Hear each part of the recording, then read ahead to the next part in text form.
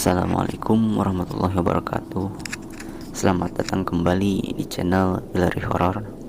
Dalam video kali ini, seperti biasa, saya akan menyajikan sebuah kisah misteri yang sudah tentu kisah ini adalah kisah nyata. Sebelum saya ceritakan kisahnya, silahkan ambil dulu tempat yang paling nyaman agar tidak terganggu oleh siapapun. Dan untuk teman-teman yang belum subscribe channel ini, silahkan subscribe karena gratis, tidak merugikan. Dan tanpa basa-basi lagi, langsung saja ke ceritanya. Fenomena nyeleneh ini terjadi di sebuah pasar tradisional karena sesuatu yang dianggap berlangsung di luar kewajaran. Akhirnya pasar tersebut saat ini menjadi sepi, ditinggalkan penghuninya. Bahkan karena keanehan yang berlangsung, maka sebagian masyarakat menjulukinya dengan sebutan pasar demit. Beberapa pedagang yang pernah berjualan di tempat ini, mereka menyatakan selama berdagang di pasar Wurung, dagangannya dibeli orang alias laku terjual. Karena itu, hitung punya hitung, laba pun mereka taksir telah didapat. Akan tetapi yang terjadi dari hari ke hari tanpa dirasa, malah mereka terus nombok alias terpaksa menambah modal terus-terusan. Bagaimana ini bisa terjadi? Bukankah pembeli ramai, tapi uang tak karuan, kemana larinya?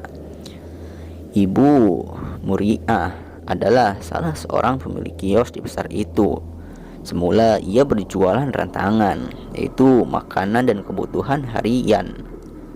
Lambat laun usahanya pun bangkrut. Mereka heran, padahal tiap hari pembeli ramainya bukan main, tapi tidak ada keuntungan yang mereka peroleh. Malahan modal pun terkuras habis, cerita mereka. Hal yang sama dialami juga oleh Ibu Suriah yang berjualan ragam keperluan sehari-hari, bahkan pupuk pertanian bagi masyarakat tani di sekitarnya. Dan Bumu yang semula berjualan bakso dan mie ayam juga mengalami nasib tak kalah sial. Ketiga-tiganya terpaksa gulung tikar gegara kehabisan modal. Bahkan untuk melanjutkan usahanya, mereka terpaksa memindahkan usahanya, membuka warung di tempat lain. Mereka juga tak habis pikir mengapa ini terjadi. Pokoknya uang yang mereka peroleh seperti menguap begitu saja. Pedagang lain banyak juga yang mengalami hal serupa, hingga kemudian pasar tersebut ditinggalkan para pedagang dan pemilik kios. Ini pasar Wurung menjadi kosong melompong.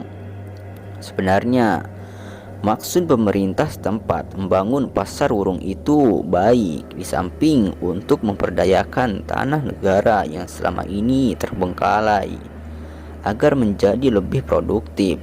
Juga dimaksudkan untuk menampung masyarakat yang selama ini terpaksa harus menempuh jarak 5 km lebih untuk mencapai pasar di Piungan. Apalagi jalan sebagai sarana transportasi juga telah diaspal, sehingga kegiatan perdagangan di pasar itu dapat berjalan normal. Namun kenyataannya, pasar Wurung kini sepi bak tanah kuburan. Mengapa pasar Wurung menyimpan keanehan? Seorang budayawan yang anak mantan kades tempat berkomentar, orang-orang tua kita zaman dahulu memberi nasihat, bila membuat pasar hendaknya tidak berdekatan dengan makam. Menilik hal itu memang benar.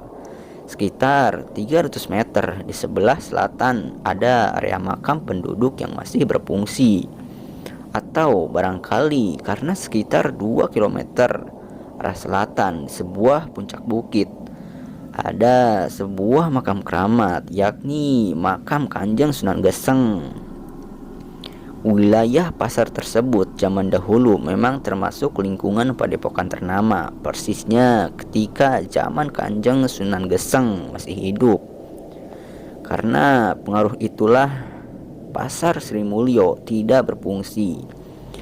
paranormal setempat yang tergolong sudah punya nama mengatakan tempat itu markasnya batalion lelembut. Berjenis-jenis makhluk halus ada di situ. Tengok saja di sebelah timur laut arah pasar, di situ ada jembatan kecil.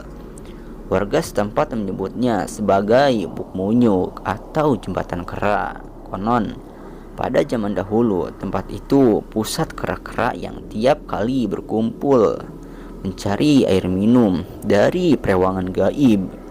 Tempat itu masih gawat sampai sekarang. Pernah ada yang melintas di sana sambil asik berbincang-bincang dengan seorang kenalannya. Tiba-tiba terdengar suara layaknya sepeda motor sengaja dijatuhkan. Setelah mereka tengok, ternyata onggokan kerangka dan tengkorak manusia. Hal ini dibenarkan oleh warga setempat yang pernah menghuni salah satu kios di pasar. Keluarganya terbiasa melihat perwujudan yang aneh-aneh, tapi mereka tidak mempedulikan selama mereka tidak mengganggu kami. Gila warga setempat. Pada waktu-waktu tertentu sering terdengar suara bagaikan suara pasar.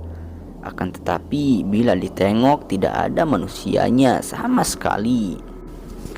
Beberapa orang warga setempat mengalami hal-hal yang misterius. Mereka menemukan uang kertas di sekitar pasar tersebut. Dan setelah uang tersebut dibelanjakan dalam hitungan 2-3 hari, pasti orang yang menggunakannya akan meninggal dunia. Dan ada juga warga yang 2 kali menemukan uang kertas masing-masing 100 ribuan. Semula ia merasa senang bisa bayar pinjaman dan belanja kebutuhan keluarganya. Akan tetapi tanpa diketahui pasti penyebabnya, 2 hari kemudian ia menderita sakit dan tak tertolong jiwanya. Dan ada juga orang yang menemukan uang kertas 50 ribuan. Tak begitu lama juga mengalami nasib serupa, sakit dan jiwanya tak tertolong lagi. Terakhir anaknya, keluarga sebut saja Bapak Iman yang masih sekolah di SMP anaknya. Sesampai di rumah badannya panas, tanpa disengaja adiknya menemukan lembaran uang kertas 50 ribuan terselip di buku sekolahnya. Saat ditanya uang siapa dan dari mana, dia menjawab diberi oleh gurunya. Karena penasaran, orang tuanya sempat menanyakan hal itu di sekolahnya.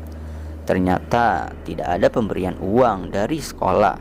Baru setelah didesak, mengaku menemukannya di dekat Buk Munyuk yang letaknya dekat dengan pasar Wurung. Anak itu baru sembuh dari sakit setelah uang tersebut dikembalikan ke tempat semula dengan pasang sesaji yang seperlunya. Dari perewangan gaib oleh paranormal menyimpulkan uang tersebut merupakan umpan oleh seseorang yang bersekutu dengan jin. Bisa jadi dia bukan orang yang tinggal di sekitar tempat itu. Sedang ciri-cirinya sedikit berambut ikal, sehari-hari berkesan sosial terhadap masyarakat sekitar, dan makin lama makin kaya. Kurang lebih ceritanya seperti itu. Terima kasih yang sudah menyimak kisah ini.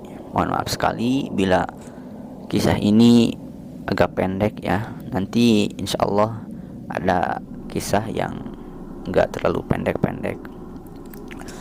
Dan silahkan subscribe dulu untuk yang belum subscribe. Mohon maaf dari Mimin yang banyak kekurangan dalam video ini.